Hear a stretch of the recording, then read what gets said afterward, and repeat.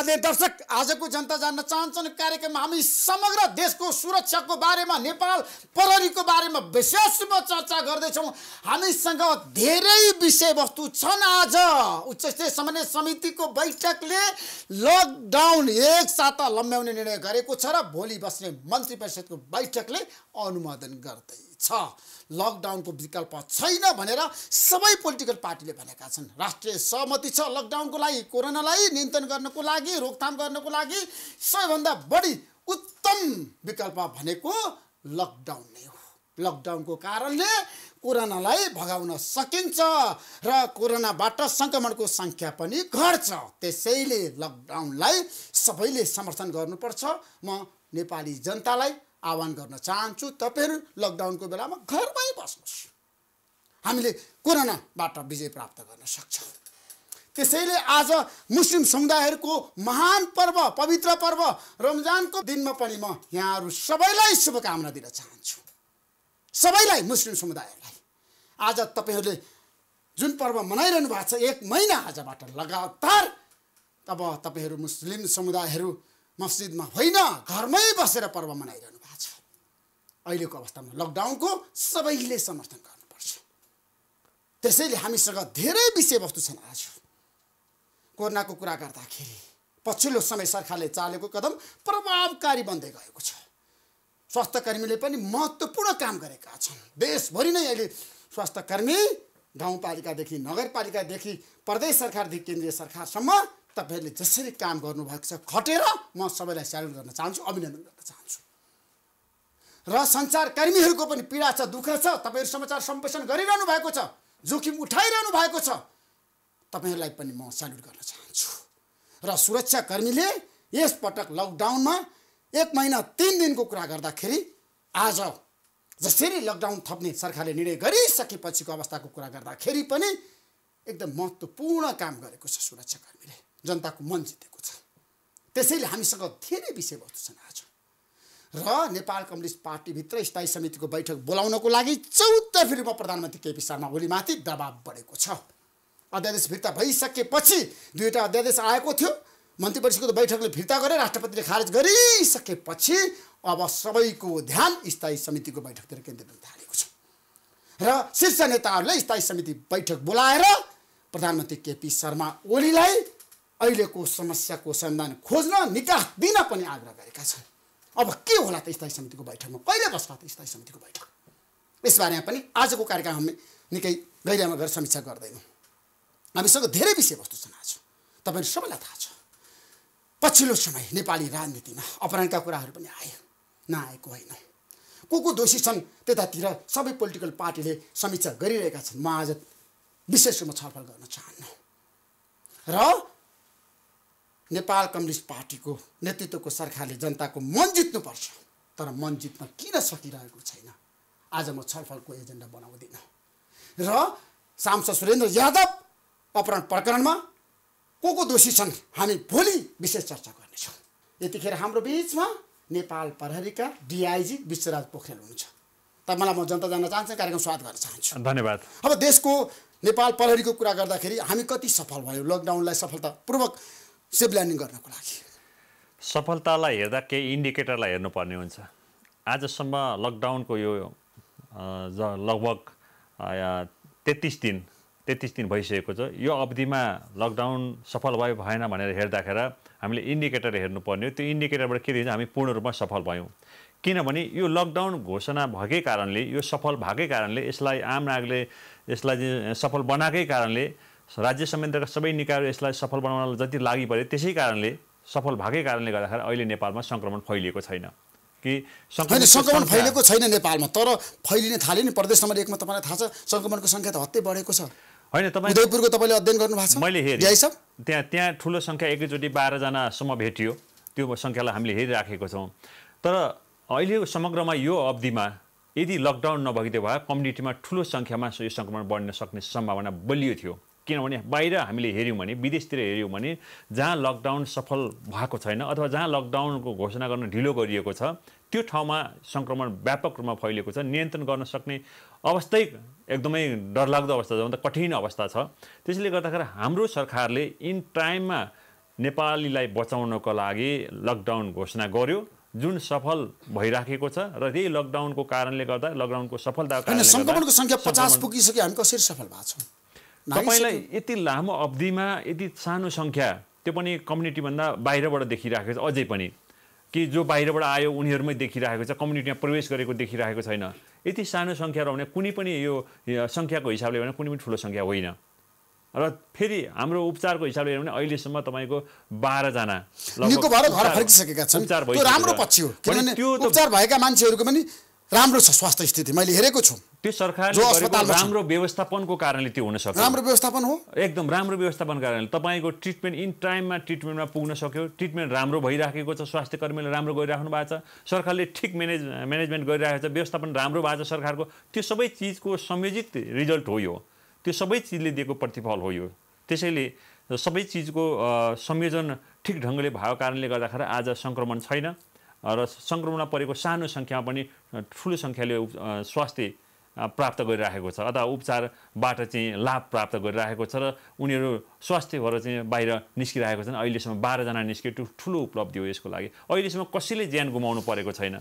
होइन, तपाईँले हेर्नु भएको छ नेपाल प्रहरीलाई पनि सङ्क्रमण भयो भनेर समाचारहरू आउन थाल्यो नि, वास्तविकता के हो? जोखिममा छ नेपाल प्रहरी? त्यो देशभरिको तथ्याङ्कको कुरा गर्दाखेरि तपाईँले हेर्नु भएको छ नेपाल प्रहरीलाई कुनै सङ्क्रमण छैन, जोखिममा छ, एकदमै जोखिममा बसेर काम गरिरहेको छ। किनभने तपाईँको दिनमा सडकमा बसेर काम गर्दा दिनमा सयौँ मान्छेहरूसँग हामीले चाहिँ भेटघाट गर्नुपर्छ, कुराकानी गर्नुपर्छ, उनीहरूसँग नजिक रहनुपर्छ। तर हामीले आफ्नो जति अपनाउनु पर्ने सावधानी सबै अपनाएका छौँ। त्यो जोखिमबाट बच्नलाई अपनाउनु पर्ने सावधानीमा हामी कहीँ पनि चुकेका छैनौँ। त्यो कारणले गर्दा पनि हामी जोखिममा रहेर पनि अहिले आजसम्म सुरक्षित भएर काम गरिराखेको छौँ। त्यसमा कसैलाई पनि सङ्क्रमण भएको छैन नेपाल प्रहरीको जवानदेखि अधिकृतसम्म कसैलाई पनि केही भएको छैन? छैन, एकदमै सबै सुरक्षित छन्, एकदम सुरक्षित छन्, हेल्दी छन्, सुरक्षित छन्, कहीँ पनि कुनै त्यस्तो सङ्क्रमण। अनि जेलमा भएका प्रहरी त्यहाँ काम गर्ने सुरक्षाकर्मीलाई पनि ठिक छ आजको दिनमा?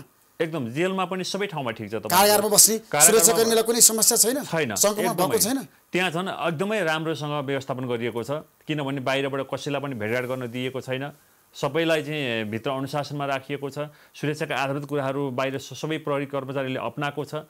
मुख्य कुरो हामीले अहिले सबैभन्दा ठुलो चिज भने लकडाउन भइसकेपछि कम्युनिटीमा सङ्क्रमण हुन दिएको छैन, कम्युनिटीमा यो आएको छैन। त्यसले गर्दाखेरि सानो हिस्सामा भइराखेको छ र हामी ड्युटीमा रहँदाखेरि हामीले सुरक्षाका आधारभूत कुराहरूलाई पालना गरेका छौँ। जस्तै तपाईँको दूरी मेन्टेन गर्ने कुराहरू, सामाजिक दूरी मेन्टेन गर्ने कुराहरू, सामाजिक दूरी छ हामीले मेन्टेन गरिराखेको छौँ सबै ठाउँमा। कहीँ सडकमा त देखिँदैन सामाजिक दूरी, कहीँ कमी कमजोरी देखिन्छ, तर पनि हामीले सडकमा पनि त्यो अपनाएका छौँ। कहीँ कमजोरी भएको बावजुद पनि हामीले सकेसम्म त्यो सबै ठाउँमा थानादेखि केन्द्रसम्म प्रहरी केन्द्रीय कार्यालयसम्म छ त्यो अवस्था, सामाजिक दूरी छ, एकदमै छ। प्रहरी चौकी कुराहरू त हाम्रो देशमा त देशभरि चौकी छ नि, तपाईँलाई थाहा छ नि। गाउँपालिकादेखि नगरपालिकादेखि काठमाडौँ उपत्यकासम्म कुरा गरेको छु मैले, केन्द्रीय कार्यालयसम्म कुरा गरेको छु। जस्तो हामी बाहिर निस्केपछि पब्लिकसँगको सम्पर्कमा हामीले सामाजिक दूरी कायम गरेका छौँ, तर हामी भित्रै चाहिँ इन हाउस चाहिँ के छ भने हामी सबै सुरक्षित छौँ भन्ने हिसाबले हाम्रो ब्यारेकमा सामाजिक दूरी नहुन सक्छ। ब्यारेकमा सामाजिक दूरी छैन डिआई साहब? होइन, त चाहिने हो, तर अहिले हामी त्यो संरचना बदलेर सामाजिक दूरी कायम हुने ढङ्गले व्यवस्थापन गर्न सक्दा पनि सक्दैनौँ। त्यसैले हामी बाहिरबाट आउँदै सुरक्षित भएर आउँछौँ, बाहिर जाँदै हामी सुरक्षित हुनुपर्छ भन्ने कुरालाई हामीले ध्यान दिन्छौँ। त्यसैले बाहिर ड्युटीमा जाँदाखेरि हामीले सामाजिक दूरी कायम गर्ने कुरादेखि लिएर मास्क लगाउने, सेनिटाइजर युज गर्ने, साबुन पानीले पटक हात धुने, यो सबै चिजमा ध्यान दिन्छौँ। र ब्यारेकमा फर्किसकेपछि फेरि सरसफाइ गर्ने कुरा, आफ्नो युनिफर्महरू धुने कुरा, यो चिजहरूमा ध्यान दिइराखेको छौँ। तर अहिले त मैले भन्नुभएको जस्तो फेरि ब्यारेकमै पनि सामाजिक दूरी कायम गर्ने अथवा मेसमै पनि सामाजिक दूरी कायम गर्ने, त्यो चिज चाहिँ अलिक कठिन छ। किन कठिन छ? अहिलेको अवस्थामा त गर्नु पर्यो नि त, किनभने जवानहरूले सामाजिक दूरी राखेर खाना खानु पर्दैन, सुत्नु पर्दैन, बस्नु पर्दैन। तपाईँले भनेको जस्तो पर्छ, हामीले सकेसम्म गरेका पनि छौँ। तर जस्तै ब्यारेकमा सुत्दाखेरि बस्दाखेरि हाम्रो जे संरचना थियो हिजोको, त्यही संरचनाभित्रै हामी आज बस्नु परेको छ भने चाहिँ अहिले तत्कालै संरचना बदलेर फेरि ठुलो सङ्ख्या अटाउने पनि बनाउन सक्दैनौँ। त्यसले गर्दा त्यहाँ चाहिँ हामीले अपेक्षित रूपमा सामाजिक दूरी कायम गर्न सक्दैनौँ। तर हामी के विश्वास छौँ भने हामी भित्र ब्यारेकमा जति बस्छौँ त्यो सबै सुरक्षित छौँ, र जसलाई शङ्का लाग्छ, जसलाई ब्यारेकमा सबैजना सुरक्षित, असुरक्षित कोही पनि छैन। किनभने हामी जसलाई शङ्का छ, जसमाथि हामीले चाहिँ शङ्का गर्नुपर्ने अवस्था सिर्जना गर्छ, अथवा कतिपय कर्मचारीहरू अहिले पनि बिदाबाट फर्किराख्नु भएको छ, उहाँहरू सबैलाई हामीले क्वारेन्टाइन 15 दिन क्वारेन्टाइनमा राखेर मात्रै ब्यारेकमा उलेका छौँ। कि त्यो आधारभूत कुराहरू हामीले सबै ठाउँमा अपनाएका छौँ। त्यसले गर्दा ब्यारेक सुरक्षित छ र ब्यारेकमा कोही माथि पनि शङ्का लाग्यो, कसैमाथि पनि स्वास्थ्यमा चाहिँ गडबड देखियो, कुनै पनि सिम्पटम देखियो भनेदेखि हामीले तुरन्त आइसोलेट गरेका छौँ। त्यसले गर्दा ब्यारेक असुरक्षित छ। देशभरि कतिवटा ब्यारेक छ देशभरि? नेपाल प्रहरीको होइन, देशभरि तथ्याङ्क छ? होइन, तपाईँको हरेक कार्यालयमा हरेक उसमा फरक छ। अहिले टोटली यति देशभरि यति ब्यारेक छ भन्न त सकिँदैन, तर हरेक कार्यालयमा ब्यारेक छन्। हरेक कार्यालयमा ब्यारेक हुन्छ, सानो ठुला हुन्छन्। तपाईँको हामीले सानो सङ्ख्या बस्नेलाई पनि ब्यारेकै भन्छौँ, ठुलो सङ्ख्या बस्ने ब्यारेकै भन्छौँ, खास गरेर गणगुणमा बस्नेलाई ब्यारेक भन्छौँ। सबै ठाउँमा त्यो छ।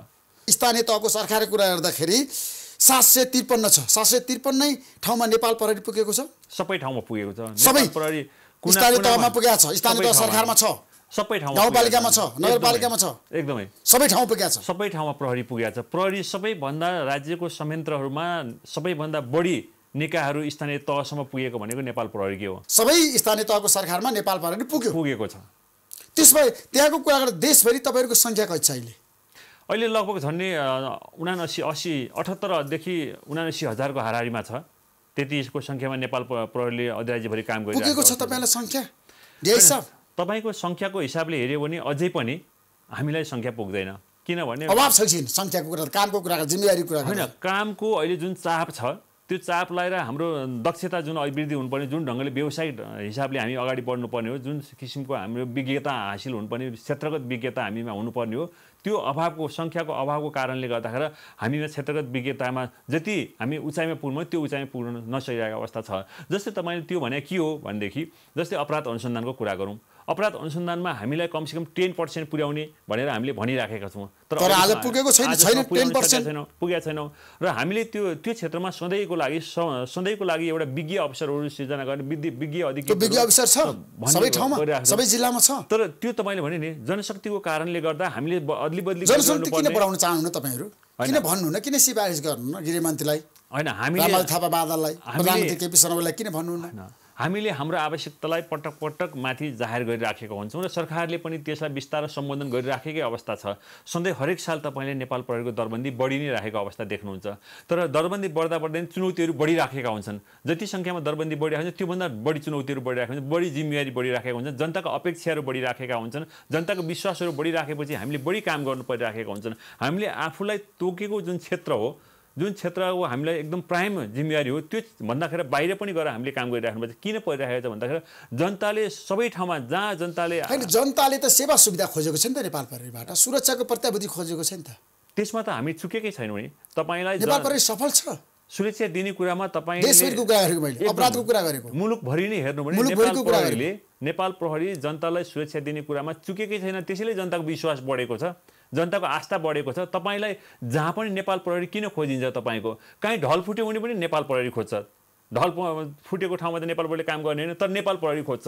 नेपाल प्रहरीको कार्यालयमा गएर चाहिँ भन्छ यहाँ ढल फुट्यो, किन भन्दा जनताको विश्वास छ। जनताको विश्वास छ नेपाल प्रहरीमाथि, एकदमै विश्वास छ। ठोक्का गर्न सक्नुहुन्छ एकदम। तपाईँले अहिले नै हेर्नुभयो भने तपाईँको स्वास्थ्य सम्बन्धी जुन कोरोना फैलिराखेको छ, यो घडीमा पनि कोरोना सम्बन्धी समस्या खासमा स्वास्थ्य मन्त्रालयसँग सम्बन्धित विषयवस्तु हो नि। तर किन नेपाल प्रहरीसँग पहिला भर्तीको दुरुपयोग भएको छ कतिपय ठाउँमा? तपाईँले बुट प्रहार गरेर आक्रमण गर्नु भएको छ, हिर्काउनु भएको छ। होइन, आइसक्यो बाहिर समाचारहरू। होइन, तपाईँलाई म तस्बिर देखाउन सक्छु ढियाई साहब। होइन, तपाईँले एउटा कुरा मान्नुहोस् कि नेपाल प्रहरीले कहिले पनि अधिकारको दुरुपयोग गरेको छैन। लकडाउनमा गरेको छैन ढियाई साहब, तपाईँले क्लियर कट भन्नुपर्छ, जनतालाई झाँट्नु हुँदैन। यदा कदा सानातिना विषयवस्तुमा भएको विमति सहमति दुर्व्यवहार पनि भएको छ, आक्रमण भएको छ, कहीँ सानातिना कुराहरू हुन्छन्। तर त्यो हुने वातावरण पनि फेरि पुलिसले मात्रै गरे भने त्यसलाई उत्तेजित बनाएर ड्युटीमा रहेका प्रहरीलाई उत्तेजित बनाउने र त्यो सिर्जना गर्ने काम फेरि अर्को पक्षको पनि छ। त्यसमा जिम्मेवारी तपाईँले जुनसुकै घटनालाई हेर्नुभयो भनेदेखि।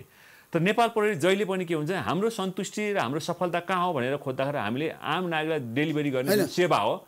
भर्तीको दुरुपयोग नहोस् मेरो आग्रह छ है। कहीँ बुट प्रहार गर्दाखेरि जनतामाथि नगरौँ है, कसै सडकमा हिँड्ने जनतामाथि बुट प्रहार नहोस्, लाठी प्रहार नहोस्। एउटा कुरा साहब मेरो आग्रह छ तपाईँ जस्तो एकदम सज्जन मान्छेलाई प्लिज।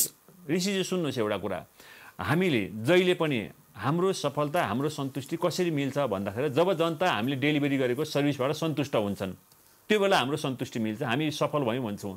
त्यसैले हामीले जनताको मान सम्मान गर्ने कुरा, उनीहरूलाई गर्ने व्यवहारका कुराहरू, उनीहरूलाई डेलिभरी गर्ने सर्भिसका कुराहरूमा हामी काहीँ पनि चुक्दैनौँ। काहीँ नचुक्ने भन्ने हिसाबले तलैसम्म निर्देशन कमजोरी भएको छ।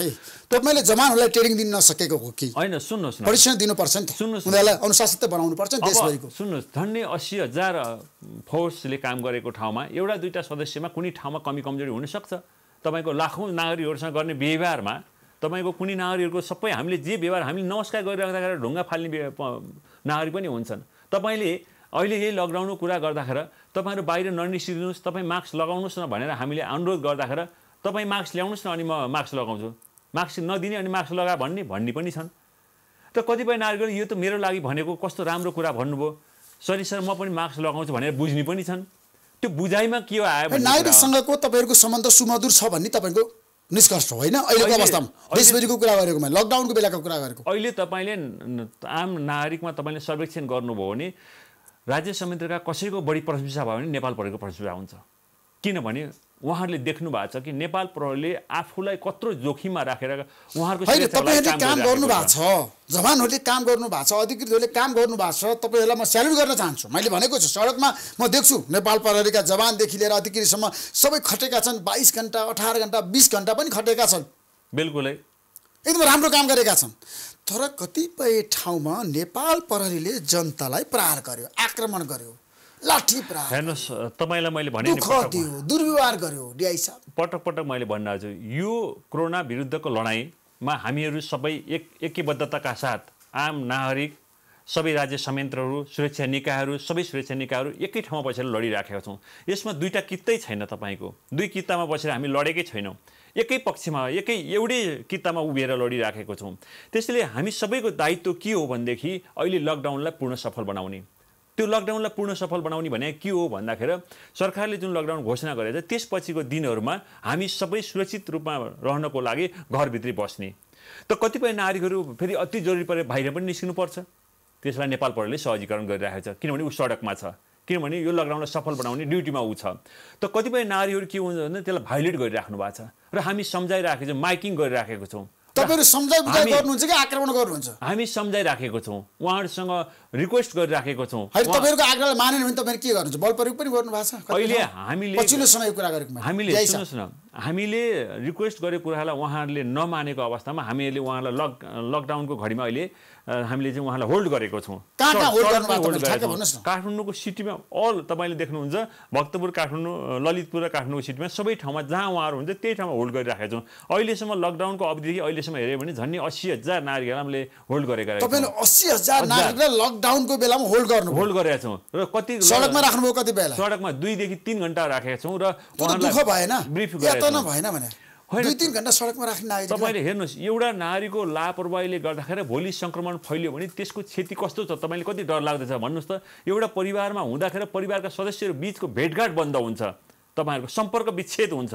त्यसपछि त्यो सदस्य, त्यो परिवारमा कुनै अप्रिय घटना घटे अथवा कसैले मृत्यु नै वरण गर्नुपर्ने अवस्था भने कति भयावह डर लाग्दो छ कि दाह संस्कार गर्न सक्ने अवस्थासम्म रहँदैन। तपाईँले त्यो विदेशमा हेरेर त्यो जान्नुपर्छ नि। होइन, मैले हेरेको छु, विश्वव्यापी रूपमा मसँग सूचना पनि छ, तथ्याङ्क पनि छ, कस्तो प्रभाव परेको छ, महामारी कहाँ छ, कुन देशमा छ, कसरी लकडाउन भइरहेको छ, सबै कुरा मसँग छ डिआई साहब। तर मेरो प्रश्न कहाँनिर हो भन्दाखेरि अहिलेको अवस्थामा तपाईँहरूको कामलाई मैले स्यालुट गरिरहेको छु नि त। सुरु नै मैले भनेको छु नि, राम्रो काम गर्नुभएको, जनताको मन जित्नु भएको छ। बिल्कुलै। तर पनि कतिपय ठाउँमा राम्रो काम भएको छैन, दुर्व्यवहार भएको छ। त्यतातिर सच्याउन कतिपय ठाउँमा तयार छ।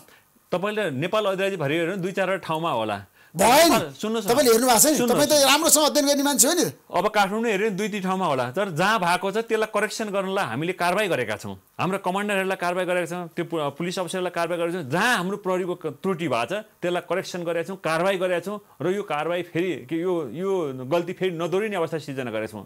तर काहीँ नागरिकको तर्फबाट प्रहरीलाई उत्तेजित बनाएर प्रहरीलाई त्यो परिस्थिति सिर्जना गराएर काहीँ त्यस्तो किसिमको व्यवहार भयो भनेदेखि त सबै ठाउँमा उसकै कारणले, नागरिकै कारणले त्यो कमजोरी भयो भनेदेखि सबै ठाउँमा प्रहरीलाई कारबाही गर्छौँ भने मनोबल गिराउने काम पनि हुँदैन नि। होइन, कतिपय ठाउँमा तपाईँले सवारी साधनको चाहिँ चाबी खोसेर दुःख दिएको पनि देख्छु म सडकमा। किन? अब कतिपय तपाईँलाई कतिपय ठाउँमा हामीले फुल फालिराखेका हुन्छौँ, यो सुगन्धित फुल तपाईँको जीवन बचाउनको लागि भनिराखेका हुन्छौँ, उसले ढुङ्गा प्रहार गरिराखेको हुन्छ। अब तपाईँ के गर्नुहुन्छ भन्नुहोस् त? तपाईँले कसैलाई त्यतिखेर तपाईँहरूको विकल्प के हुन्छ त? तपाईँले फुल फाल्नु हो, जनताले चाहिँ ढुङ्गा फाल्यो भने के गर्नु तपाईँ? तपाईँ त्यसको विकल्प के हुन्छ? कानुनको दायरामा ल्याउनुको विकल्पै हुँदैन। त्यस्ता नारीहरूलाई कानुनको दायरामा ल्याउनुपर्छ। हामीले सम्मानका साथ कानुनको दायरामा हामीले किन तपाईँलाई चाहिँ त्यो सडकमा त्यो क्याच गर्ने मेसिन प्रयोग गरेर एरेस्ट गरिराखेको छौँ? किन भन्नुहोस् त? भायोलेट भएर, कानुनको भायोलेट भएर, कानुन आकर्षित भइसक्यो र हामीले उहाँहरूलाई माइकिङ गरेका छौँ, रिक्वेस्ट गरेका छौँ, अनुरोध गरेका छौँ। के को लागि भन्दा उहाँहरूको जीवन बचाउनको लागि। त्यसो भए तपाईँहरूले धेरै मान्छेलाई मुद्दा पनि लगाउनु भएको छ यो बिचमा?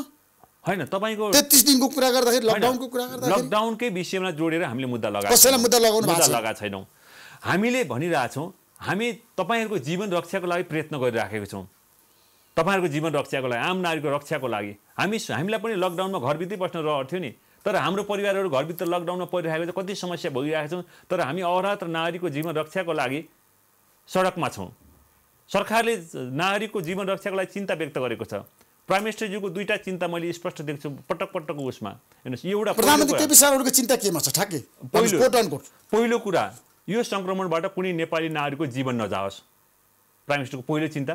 दोस्रो चिन्ता, लकडाउन घोषणा भएपछि कुनै पनि नारीहरूले लकडाउनको नाममा दुःख नपाउन्, काहीँ पनि अभाव नहोस्। दुःख पाइरहेछ नि त डिआई साहब। कसरी दुःख पाइरहेछ? अहिले कति सम्बोधन गरेछ जनताहरू कतिपय ठाउँमा तपाईँले हेर्नु भएको छ। तपाईँले त काठमाडौँमा राम्रो संसदीय उपत्यकामा चाहिँ होइन, कहाँ तपाईँको हेर्नुहोस्, अहिले स्थानीय निकायले राहत वितरण गरिरहेको छ, राज्य संयन्त्रले प्रहरी लगायतले राहत वितरण गरिरहेको छ, म आफैले हाम्रै मेट्रो प्रहरीले राहत वितरण गरिरहेको छ, समन्वय गरिरहेको छ। स्थानीय मेट्रोले राहत वितरण गर्यो होला, तपाईँले हेर्नु भएको छ। काठमाडौँ बाहिर जाने जनताहरूको पीडा छ नि त। फेरि काठमाडौँ बाहिर जानेलाई अहिले जसको समस्या छ, जसको जानै पर्ने बाध्यता छ, त्यस्तोलाई हामीले सहजीकरण गरिदिइराखेको छ, गइराख्नु भएको होइन। सहजीकरण गर्नु भएको छ, तर त्यहाँ भिडभाड छ नि, गइराख्नु होइन। तपाईँले सामने दूरी राख्नु पर्यो तपाईँले। होइन नि, हेर्नुहोस्, अहिले म कोटेश्वर पनि पुगेको छु, पुरानो बसबार पनि पुगेको छु, कलम्ती पनि पुगेको छु। होइन, तपाईँले आफ्नो परिवारको बिचमा विश्वास भएर 8-10 जना सँगै बसे परिवारको 100 जना पनि बसेका छन्।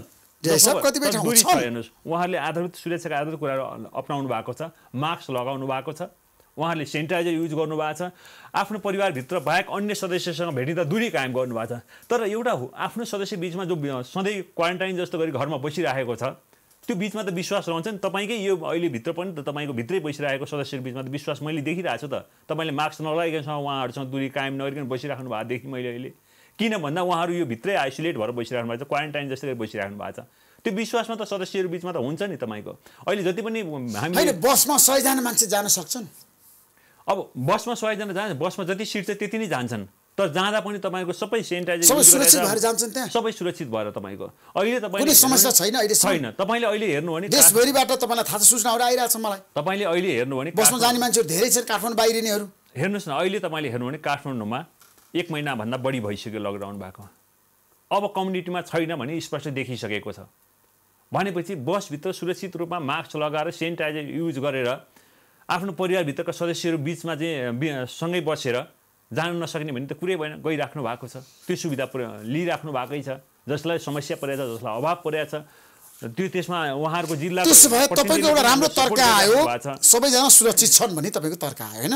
अहिलेसम्म कुरा गर्दा यो लकडाउनको उपत्यकाभित्र कुरा गरेको मैले उपत्यकाभित्र कुरा तपाईँ भ्याली इन्चार्जको रूपमा नेपाली जनतालाई आश्वस्त पारिदिनुहोस्, कोरोनाको सङ्क्रमण छैन उपत्यकाभित्र। अहिलेसम्म तपाईँले तथ्यको आधारमा बोल्नु, अहिलेसम्म तपाईँले हेर्नु छैन। हामीले उच्च मनोबलका साथ रहनुपर्छ। सुरक्षित रहनलाई सुरक्षाका आधारभूत कुराहरू सबैले अपनाउनुपर्छ। लापरवाही बिल्कुल गर्नुहुन्न। यो भोलि लापरवाही गरेर कम्युनिटीमा गयो भने डरलाग्दो अवस्था हुन्छ। त्यो मुलुकले थ्याक्न सक्दैन भन्न सकिने अवस्था रहँदैन। त्यसैले यो चिजलाई ध्यानमा राखेर कसैलाई पनि लापरवाही गर्ने अधिकार रहँदैन। कसैले एउटाले गरेको लापरवाहीले समाजलाई क्षति गर्छ, अरू सम्पूर्ण मुलुकलाई क्षति गर्न सक्छ। त्यसैले यो उसको कुरा हो, उसको जीवनको कुरा हो भन्ने यहाँ अधिकार रहँदैन। त्यसैले गर्दाखेरि अहिले जुन काठमाडौँमा हामी सुरक्षित अवस्थामा छौँ, त्यो सुरक्षित अवस्थालाई निरन्तरता दिनको लागि, यो अवस्थालाई निरन्तरता दिनको लागि लकडाउनलाई पूर्ण रूपमा कार्यान्वयन गर्नुपर्छ, सबैले पालना गर्नुपर्छ। हामी सबैले पालना गर्नुपर्छ। त्यो गरेको छ बिल्कुल होइन। तपाईँले देख्नु भएको छ? तपाईँले काठमाडौँ उपत्यकामा प्रत्येक दिन घुम्नुहुन्छ नि। मैले भने हिसाब तपाईँको अनुभव छ नि। अहिले तपाईँले हेर्नु भने प्रत्येक दिन 2000 देखि 3000 मान्छेले लकडाउन भाइलेट गरिराखेको छ। बिना काम बाहिर निस्किने। हामी लकडाउन भाइलेट कसले गर्यो भन्छौँ भनेदेखि बिना आवश्यकता बिना काम जो बाहिर निस्किन्छ त्यो लकडाउन भाइलेट गर्ने व्यक्ति हो भन्छौँ हामीले। त्यस्ता व्यक्तिलाई हामीले होल्ड गरेका छौँ। त जसको आवश्यकता छ, अपरिहार्य छ, कसैलाई जानै पर्ने छ, त्यसले प्रहरीसँग समन्वय गरिराखेको छ। हाम्रो 100 मा फोन गरिराखेको छ, हामीहरूलाई फोन गरिरहेको छ, लोकल प्रहरीलाई फोन गरिरहेको छ, त्यसलाई सहजीकरण गरिराखेको छ। कुनै मान्छेको आमा बुवा बिरामी भयो अथवा कोही निधन भयो परिवारको सदस्य भने उसले तपाईँलाई सोधेर बाहिर जान सक्छ कि पास लिनुपर्छ? ठ्याक्कै भन्नुहोस् है। पास लिनु पर्दैन। पास लिनु पर्दैन। तपाईँले व्यवस्थापन गर्न सक्नुहुन्छ। ल, हामीले दिइराखेको छौँ त्यो। यो सुविधा सबैलाई दिएका छौँ। मैले भने नि सरकारले जे विषयमा चिन्ता व्यक्त गरिरहेको छ, लकडाउनको हिसाबले कसैले पनि दुःख नपाउन् भन्ने प्राइम मिनिस्टरज्यूको चिन्ता तपाईँले सम्बोधनमा देख्नुहुन्छ।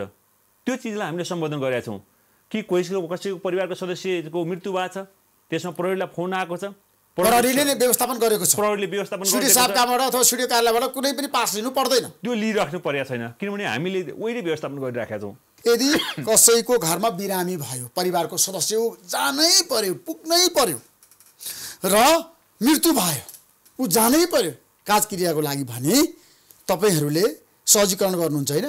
हामीले सहजीकरण कुनै समस्या पर्दैन, गरिदिइराखेका छौँ। जानको लागि बाटामा एकदमै समस्याहरू आउँदैन, पर्दैन, सडकमा आउँदैन, अवरोध हुँदैन, थुनिँदैन, समातिँदैन।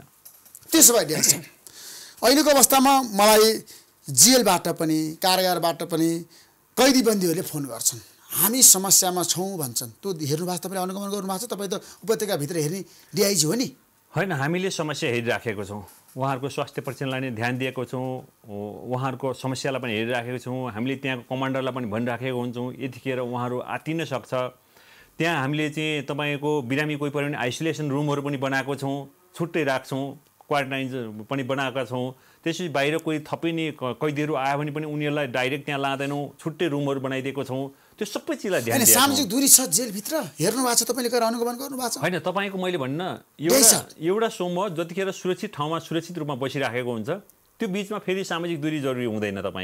तपाईँको जस्तो सबै कसैलाई रुवाखोकी लाग्यो, ज्वरो आयो भने जेलभित्र के गर्ने? त्यहाँ क्वारेन्टाइन छ, क्वारेन्टाइन छ, छुट्टै छ, सबै जेलमा छ, सबैमा छ। तपाईँले अहिले छैन भन्छन् कतिपय ठाउँमा, एकदम छुट्टै। मेरो कमान्डरले रिपोर्ट गरिराखेको छ कि काहीँ चाहिँ कसैलाई चाहिँ स्वास्थ्य सम्बन्धी समस्या आयो भने तुरन्त छुट्याएर राख्ने, त्यसै उसको सेन्ट्रल जेलमा 1900 मान्छे बस्छन् रे, त्यहाँ समस्या छ रे। त्यहाँ मैले पाएको तथ्याङ्क सही हो? होइन, तपाईँले जे सुन्नु भएको छ समस्या भनेर, त्यो समस्या त्यस्तो छैन। त्यहाँ सबैजना सुरक्षित छन्, एकदमै सुरक्षित छन्। कसैलाई कोरोनाको संक्रमण भएको छैन, तर आयो 2 जना नर्स भएको कुरा आयो। होइन, त्यो पनि नेगेटिभ कुरा। त्यो उहाँलाई तपाईँले र्यापिड टेस्ट भइसकेपछि त आयो नि त, पछि आएन।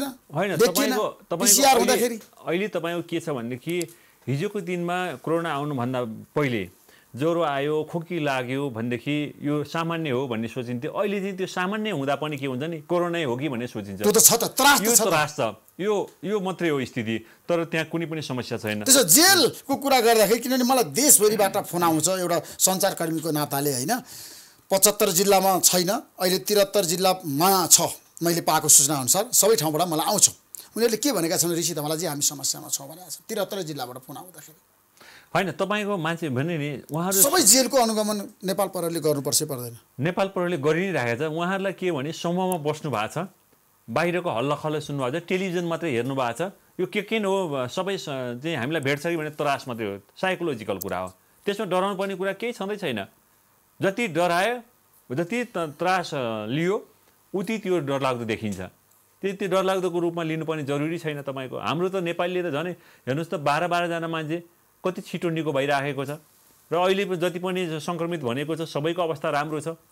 कसैले पनि एकदमै ठुलो पीडा भोग्नु परेको छैन, विज्ञप्तिमा आइराखेकै छ। त्यसैले त्यति डराउनु पर्ने ठुलो एकदमै हताश हुनुपर्ने कारण केही छैन। कुरो के हो भने, डर राख्नुको अर्थ चाहिँ के हो भने सावधानी अपनाउनु पर्यो। जेलमा बस्ने, कारागारमा बस्ने मान्छे पनि सबै सुरक्षित हुनुपर्छ, मेरो यति मात्र तपाईँलाई आग्रह हो। यहाँ बस्ने उहाँ बस्ने भन्ने नै छैन, यो ऊ भन्ने नै छैन। सबै मानव जाति, नेपालको भूगोलमा बसेका सबै मानव जातिहरूलाई सुरक्षित बनाउने कुरामा सरकार चिन्तित छ। र त्यसमा प्रधानमन्त्री केपी शर्मा ओली सफल हुनुभएको छ, पूर्ण सफल। त्यही कारणले त आज नेपालले यति गर्वका साथ सबै ठाउँमा बोल्न सकेको छ। हेर्नुहोस् त, योभन्दा ठुलो सफलता इतिहासमा लेखिन्छ यो सफलता।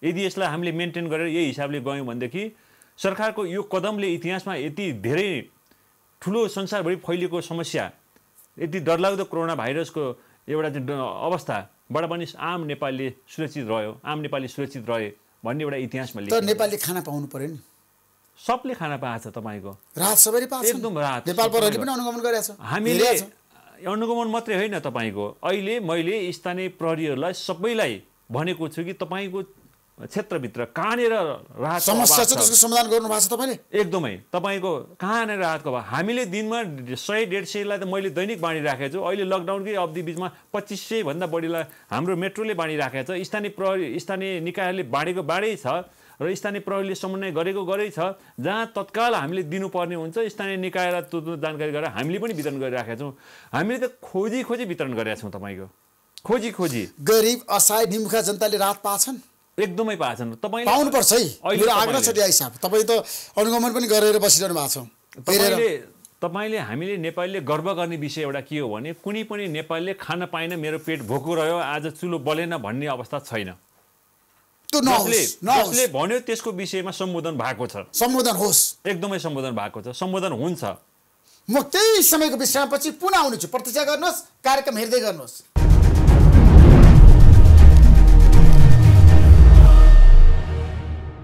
विश्रामपछि तपाईँलाई म पुनः कार्यक्रम स्वागत गर्न चाहन्छु धन्यवाद नेपाल प्रहरी किन र केका लागि कुन मनोबलले सडकमा बसिरहेछ भन्नुहोस् त तपाईँले समीक्षा गर्नुभएको छ अध्ययन गर्नुभएको छ गर्नुहुन्छ तपाईँहरू घरमा बसेर कार्यालयमा बसेर यसको समीक्षा हुन्छ नेपाल प्रहरीको मुख्य प्राइम जिम्मेवारी भनेकै जनताको जीवधनको सुरक्षा गर्ने ऊ त्यसमा खुसी हुन्छ जब जनताको सुरक्षा गर्न सक्छ अथवा त्यो मौका पाउँछ अथवा त्यसमा सधैँ खटिरहन्छ त्यो बेला उसले आनन्द अनुभूत गर्छ त्यसैले अहिले यो कोरोना विरुद्ध मुलुकले लडिरहँदाखेरि नेपाल प्रहरीले आम नागरिकको सुरक्षाको लागि सडकमा काम गर्ने अवसर पाएको छ चुनौती छ अवसर पाएको छ त्यो अवसर पुरा गर्न सक्छ उसले सफलता साथ यो चुनौतीलाई चिर्दै उसले अवसरको रूपमा उपयोग गरिराखेको छ त्यसैले अहिले सफलतापूर्वक काम गरिराखेको छ उसमा उच्च मनोबल छ उसमा एउटा गर्व छ के गर्व छ भने मेरो कारणले गर्दा मैले राम्रो ड्युटी गरेको कारणले गर्दाखेरि मैले सफलतापूर्वक ड्युटी गर्न सकेको कारणले गर्दाखेरि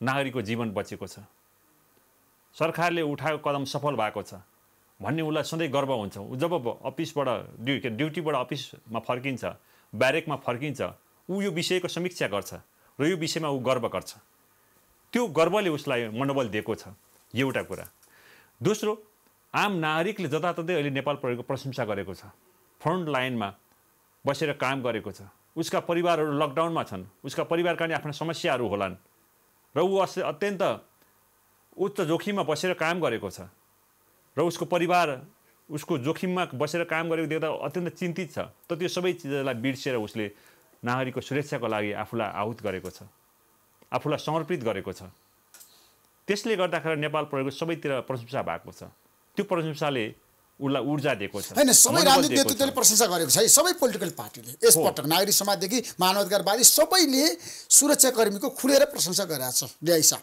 हो त्यसले गर्दा ऊर्जा प्रदान गरेको छ अर्को कुरा हामी कमान्डरहरू पनि उनीहरूको साथमै छौँ सडकमै छौँ हामी पनि घरमा गएको छैनौँ तपाईं घरमा जानुहुन्न परिवारको सदस्यसँग उठबस हुँदैन 1 महिना नागिसक्यो तपाईँ 1 महिना नागिसक्यो घर पुग्नु भएको छैन मैले घरमा फोन बाहेक कन्ट्याक्ट गरेको छैन म यही काठमाडौँमा घर छ मेरो त्यही विशालनगर जानुपर्ने म गएको छैन म बसेर त्यहाँसँगै उनीहरूसँगै बस्दाखेरि उनीहरूको ब्यारेकमा रहँदाखेरि उनीहरूसँगै खाँदाखेरि उनीहरूसँगै काम गर्दाखेरि उनीहरूको मनोबल बढ्छ उनीहरूले जुन दुःख गरिरहेका छन् त्यो दुःखलाई बिर्सन्छन् किनभने मेरो साथमा मेरो कमान्डर पनि सँगै छ सँगै काम गरिराखेको छ नेपाल प्रहरी छ मेरो गार्जियनसिप मैले पाइरहेको छु मेरो गार्जियन मसँगै छ सुरक्षाको प्रतिबद्धि नेपाल प्रहरीका सबैले पाछन् जवानले पाछन् उनीहरुमा डर हुँदैन त्रास हुँदैन भय हुँदैन सँगै छ जवानसँगै सँगै बसिसकेपछि उनीहरूले आफूलाई जे थ्रेट फिल गरेछ त्यो थ्रेट मसँग छ नि मैले फिल गरेको थ्रेट उसले पनि फिल गरिराखेको छ नि तर हामी सामूहिक रूपमा उभिएको कारणले गर्दा त्यो थ्रेटलाई जित्न सक्छौँ भन्ने भावना जागृत भएको छ। खानपानको कुरा गर्दाखेरि बसोबासको कुरा गर्दाखेरि तपाईहरु कहाँ व्यवस्थापन राम्रो छ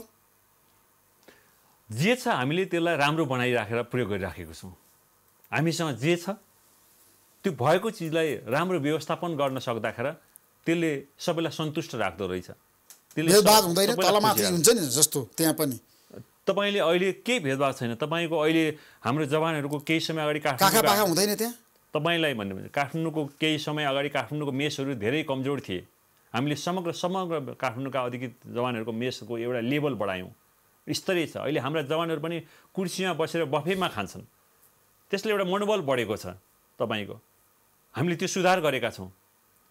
त त्यसबाट उनीहरूले अहिले ड्युटीमा जाँदा पनि उच्च मनोबलका साथ काममा जाने वातावरण बनेको छ।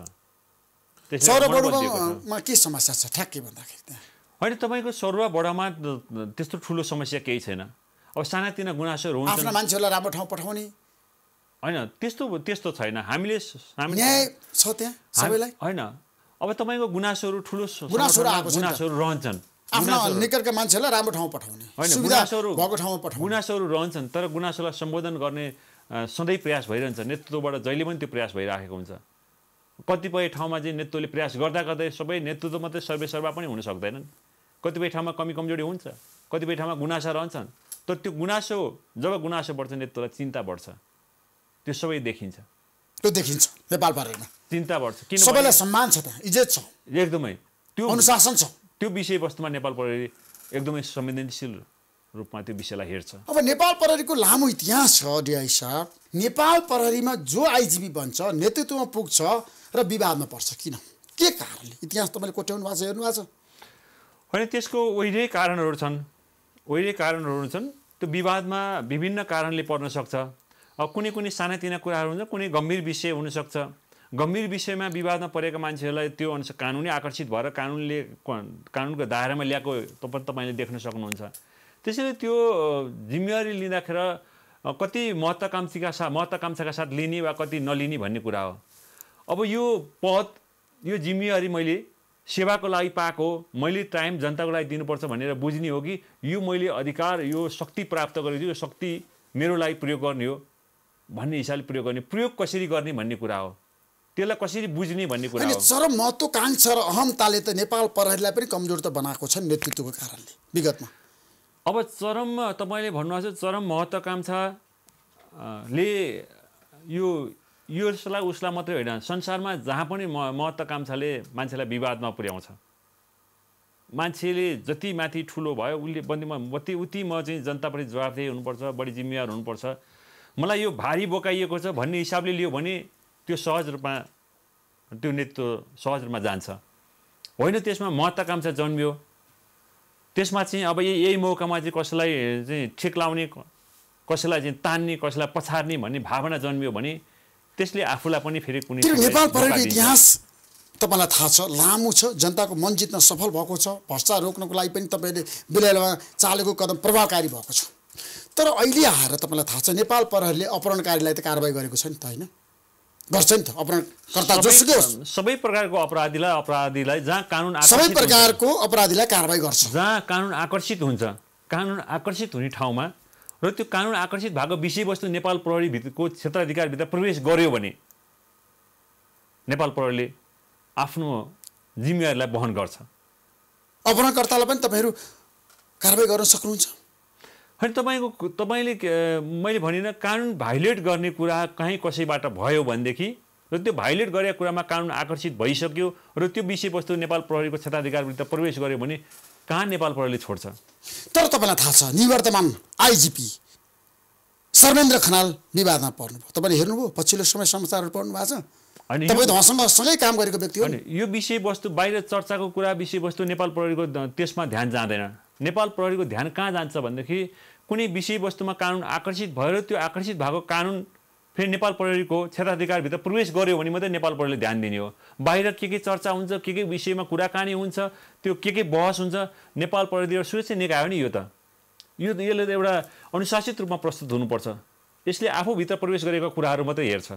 प्रवेशभन्दा बाहिर तपाईँको राजनीतिज्ञहरूले बहस गर्ने कुराहरू। तर माननीय सुरेन्द्र यादवको अपहरण प्रकरणमा त पूर्व आइजिपी सर्वेन्द्र खनालको संलग्नता छ कि छैन? जनतालाई बताइदिनु, तपाईँले एकदम पाएको सूचना है, ठ्याक्कै बताइदिनुहोस्। तपाईँ एउटा कुरा के बुझ्नुहोस् भने हामी सुरक्षा निकायका कर्मचारीहरू हामी के विषयमा कतिखेर बोल्छौँ भन्दाखेरि कुनै विषय हाम्रो क्षेत्राधिकारभित्र प्रवेश गर्यो, कानुन आकर्षित भएर प्रवेश गर्यो र त्यो प्रवेश गरेको विषयवस्तुको निरूपण गरेर निष्कर्षमा पुग्यौँ, हामी अनुसन्धान गरेर त्यसको निष्कर्षमा पुग्यौँ र निष्कर्षमा पुगिसकेपछि त्यो सम्बन्धित निकायमा हामीले पेश गऱ्यौँ त्यो विषयवस्तुलाई कि हाम्रो निष्कर्ष यो हो, यो विषयवस्तुमा तपाईँ अब बोल्नुहोस् भनेर सम्बन्धित न्यायिक निकायमा हामी प्रवेश गरिसकेपछि त्यहाँबाट जे निरूपण भएर आउँछ, जे निर्णय भएर आउँछ त्यो निर्णयको बारेमा मात्रै हामी जानकारी दिने बेलामा बोल्छौँ। तर सांसद सुरेन्द्र यादवले स्पष्ट रूपमा यी जनता जान्न चाहन्छन् कार्यक्रम भन्नुभएको छ। मलाई चाहिँ मोतरीबाट काठमाडौँ ल्याउँदासम्मको अवस्थाको कुरा गर्दाखेरि यति वृत्तान्त पनि उहाँले बताउनु भएको छ है। होइन, कसले अब सुरक्षा निकाय भने त्यस्तो विषयवस्तु त होइन कि कसले कहाँ के विषय कहाँ बहस गर्नु भएको छ, के चर्चा गर्नु भएको छ, त्यो विषयवस्तु हाम्रो विषय क्षेत्राधिकारभित्र आउँदैन। तपाईँले एउटा कुरा बुझिराख्नुहोस् है।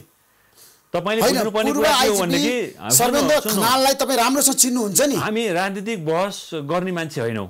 हामी भने के भने ठ्याक्क कानुनले सुरक्षा निकाय भने कस्तो भने कानुनले के भन्छ, कानुन कानेर बोकिन्छ, कुन विषयवस्तुले कानुन बोक्छ र त्यो विषयवस्तु कानुन बोकेर हाम्रो क्षेत्राधिकारभित्र प्रवेश गर्छ कि गर्दैन। प्रवेश गरिसकेपछि फेरि अनुसन्धान भएर त्यो विषयवस्तुमा हामीले एउटा निष्कर्ष निकालिसकेपछि त्यो निष्कर्षको सम्बन्धमा सम्बन्धित न्यायिक निकायले के बोल्छ त्यो बोलिसकेपछि हामीले त्यो विषयवस्तु सम्बन्धमा बोल्छौँ।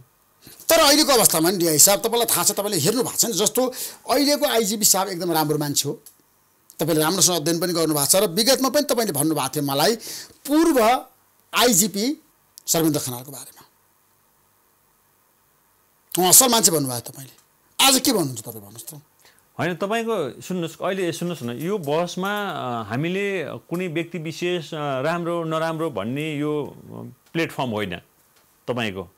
किनभने म आफूभन्दा माथिल्लो अधिकारीको अथवा त्यस्तो व्यक्तिको रूपमा मूल्याङ्कन गर्ने व्यक्ति पनि होइन, म मूल्याङ्कनकर्ता होइन। मूल्याङ्कनकर्ताको रूपमा मलाई जजको रूपमा उभ्याउनुहोस् न कि तपाईँले कुनै विषयमा तपाईँले राख्नुहोस्, कम्पिटिसन राख्नुहोस् र जजको रूपमा राख्नुहोस्, त्यो बेला म भन्छु कि योभन्दा यो राम्रो देखियो भनेर भन्छु। जसरी तपाईँले एउटा कुनै प्लेटफर्ममा देख्नुहुन्छ नि, कुनै डान्सरहरूको जजको रूपमा रहन्छन्, कुनै स्वर के आइडल हुन्छन्, त्यसमा जजहरू रहन्छन्, त्यो बेला जजले बोल्छ नि। तर म त जजको रूपमा त कहीँ पनि छुइनँ। मैले कसैको बारे आज रिसिँदा मलाई जे कस्तो भनेर मलाई कसैले सोधेर मैले फलाना यस्तो भने म जजको रूपमा बोल्ने म को हुँ भन्ने हुन्छ हुँदैन। तर सर्वेन्द्र खनाललाई आज अपहरणकारीको रूपमा चित्रण गरियो नि त नेपाल प्रहरीको पूर्व आइजिपी साहबलाई। होइन, जसले चित्रण गर्यो उसैले जानला नि त्यो कुरा। सांसदले भन्नुभयो, मुख खोल्नुभयो सुरेन्द्र यादवले। होइन, जसले खोल्यो उसैले त्यो कुरा गर्ने हो, जसले बोल्यो उसैले कुरा गर्ने हो। तपाईँलाई कुनै विषयवस्तुमा मैले केही कुराको अभियोग लगाएँ भने त मै जिम्मेवार हुँला नि त। तर मैले बोलेको कुरामा त अर्कोलाई जिम्मेवार बनाएर त हुँदैन होला र मैले बोलेको कुरामा अर्कोले पनि पछि हिँड्नुपर्छ भन्ने त होइन होला। त्यसैले त्यो फरक विषयवस्तु हो। त्यसो लकडाउनको बेलामा अपराधको घटना घटेको हो समग्र रूपमा देशभरिको तथ्याङ्क छ तपाईँसँग? अहिले मैले 3 जिल्लाको भन्छु। 3 जिल्लाको बताउनुहोस्। काठमाडौँ, ललितपुर र भक्तपुरमा लकडाउनभन्दा अगाडि महिनामा झन् 1000वटा घटनाहरू हुन्थे, 1000वटा अपराधहरू हुन्थे महिनामा। अहिले झन्डै 5 गुणा घटेर झन्डै 200वटा अपराध घटनाहरू हुन्छन्। त्यसमा पनि अहिलेका घटनाहरू कस्ता छन् भने झुन्डी आत्महत्या छन्, अनि ज्यान केसका केही मुद्दाहरू छन्, के एकदम थोरै भवितव्य, त्यो पनि भवितव्य केसका छन्। नत्र पनि अरू गम्भीर प्रकृतिका अपराधहरू अहिले छैनन्। किन छैनन्? आम नागरिकहरू आफ्नो घरमा परिवारसहित बस्नु भएको छ, उहाँहरू आफै सुरक्षाको रूपमा सुरक्षित हुने ढङ्गले बसिराख्नु भएको छ। प्रहरी उहाँहरूको सुरक्षाको लागि सडकमा छ, 24 घण्टा सडकमा छ। अब अपराध हुने अवस्था स्वतः नै अन्त्य हुन्छ। त्यसैले कारणले अपराधहरू छैनन्, भवितव्यका घटनाहरू अनि सानातिना चाहिँ। तर बलात्कृत भइरहेछ नि बालिकाहरू, समाचारहरू त बाहिर आइरहेछ नि लकडाउनको बेलामा पनि। मैले भने नि एकदम नगण्य तपाईँको। अहिले जस्तो मुलुकभरिमा लकडाउनभन्दा पहिले दिनमा 5वटा 6वटा बलात्कारका केसहरू हुन्थे दैनिक, 6-7वटै घटना हुन्थ्यो दैनिक। अब तपाईँले अहिले एक महिनामा सुन्नुभयो होला 5-6वटा पनि छैन, 2-3वटा कतिवटा छ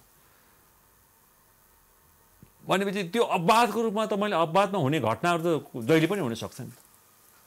त्यसो भए नेपाल प्रहरीको आजको सक्रियता र लकडाउनको कारणले गर्दाखेरि अपराधको घटना वात्तै घट्यो, 5 गुणा घट्यो। डकैतीहरू पनि भएको छैन। तपाईँको सिरियस क्राइमको हिसाबले हेऱ्यो भने त सिरियस क्राइम त 0 नै छ। तपाईँको कर्तव्यज्ञानका घटनाहरू भए, ठुल्ठुला भनौँ न ग्याङ रेपका कुराहरू भए, ग्याङ चाहिँ हत्याका कुराहरू भए, यस्ता घटनाहरू ठुल्ठुला घटनाहरूलाई हेऱ्यो भनेदेखि त जुन गम्भीर प्रकृतिका अपराधहरू हुन्छ ती अपराधलाई हेऱ्यो भने त 0 नै छ। अनि घर झगडा कतिको देख्नुभयो तपाईँहरूले? घरमा मान्छेहरू सबै बसिरहेको बेलामा परिवारको सदस्यको बीचको द्वन्द्वको विवादको सूचनाहरू कति आइरहेछ, कति प्रतिशत? तपाईँले धेरैले भन्ने गरेका छन् तपाईँको घर झगडा, घरेलु हिंसा, महिला हिंसा यतिखेर बढेको छ भनेर कति मिडियामा पनि आइदेखिरहेका छन्। त्यो होइन, बिल्कुलै होइन। अहिले घरेलु हिंसा, महिला हिंसा, कुनै पनि प्रकारको हिंसाहरू छन्, अत्यन्त आएका छैनन्। र हामीले के अनुमान गरिरहेका छौँ, अत्यन्त प्रेमका साथ घरका परिवारका सदस्यहरू घरमा बसिराख्नु भएको छ, कोरोना विरुद्ध लडिराख्नु भएको छ। सबैका परिवार, नेपालीका सबै परिवारले लडिराखेको छ। त्यो सबैको सामूहिक लडाइँले गर्दा कोरोना भागिराखेको छ कोरोना। बिल्कुलै कोरोनाबाट हामीले विजय प्राप्त गर्छौँ होइन, त्यो युद्ध जित्छौँ, एकदमै नेपालीले जितिरहेको छौँ। मैले भनिनँ, यो इतिहासमा लेखिन्छ। नेपालीले यही किसिमको संयमता अपनायो, यही किसिमको अनुशासनमा रहिदियो र यो लकडाउनलाई पालना गरिदियो र भोलि लकडाउन खुलेपछि पनि फेरि आफ्नो आधारभूत सुरक्षाको लागि सावधानी रहिरह्यो भने हामीले इतिहास कोर्छौँ कि दुनियाँमा यति ठुलो डरलाग्दो क्षति भइरहँदा पनि नेपालमा कुनै पनि प्रकारको मानवीय क्षति भएन भने त्यो इतिहासमा सुनौलो अक्षरले लेखिनेछ। Thank you so much DI साहब। हस्, धन्यवाद। नमस्कार। नमस्कार।